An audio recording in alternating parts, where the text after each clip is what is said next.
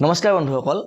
আপুনি যদিহে এটা টাৰ্ম ইন্সুৰেন্স কৰিম বুলি ভাবি আছে আৰু যদিহে আপুনি এজন অসম চৰকাৰৰ অধীনৰ কৰ্মচাৰী তেনেহলে আপুনি টাৰ্ম ইন্সুৰেন্স নকৰিলেও হৈ যাব কাৰণ অসম চৰকাৰৰ ৰাজ্যিক কেবিনেটে এনেকুৱা এটা আঁচনি লৈ আহিছে যিটো আঁচনিৰ অধীনত অসম চৰকাৰৰ সমূহ কৰ্মচাৰীয়ে এনেকুৱা এটা সুবিধা লাভ কৰিব যিটো সুবিধা লাভ কৰাৰ পিছত টাৰ্ম ইন্সুৰেন্স কৰাৰ কোনো ধৰণৰ প্ৰয়োজনেই নাথাকিব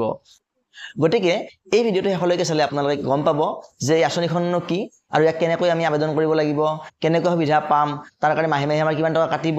এই গোটেইখিনি কথা আপোনালোকে ডিটেইলছ একেবাৰে ধুনীয়াকৈ গম পাই যাব গতিকে অনুগ্ৰহ কৰি ভিডিওটো শেষলৈকে চাই থাকিব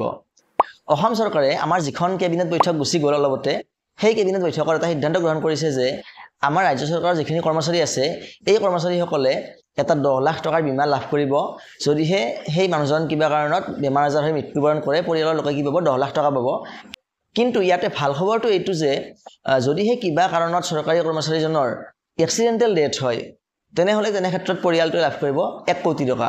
আৰু যদিহে কিবা কাৰণত এক্সিডেন্ট হয় তেওঁৰ ডেথ নহল মৃত্যু নহল তেওঁ বাচি গল কিন্তু তেওঁ এনেকুৱা হল যে পাৰ্মানেন্ট ডিজেবিলিটি অৰ্থাৎ তেওঁ গোটেই জীৱনৰ কাৰণে বিকলাংগ হৈ গল কোনো কাম কৰিব নোৱাৰে তেতিয়াও তো 1 কোটি টকা চৰকাৰৰ পৰা পাব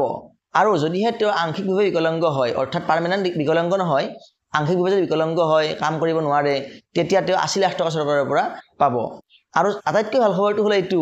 যে এই টকাখিনি পোৱাৰ কাৰণে যেনেকৈ আমি ধৰি লওক টাৰ্ম ইন্সুৰেন্স কৰিলেও আমি টকা পাও কিন্তু টাৰ্ম ইন্সুৰেন্স কৰিলে আমি এটা প্ৰিমিয়াম দিব লাগে মাহে মাহে কিন্তু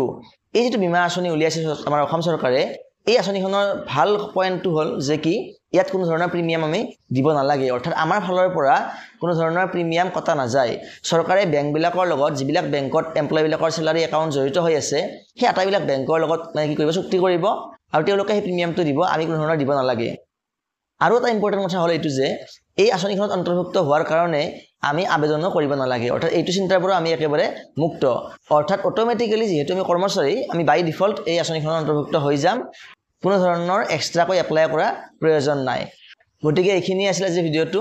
আশা কৰিছো আপোনালোকে ভিডিওটো চাই ভাল পাইছে যদি ভাল পাইছে লাইক কৰিব আৰু এনেকুৱা ধৰণৰ ভিডিও পাই থাকিবলৈ আপোনালোকে চেনেলটো সাবস্ক্ৰাইব কৰি ল'ব ধন্যবাদ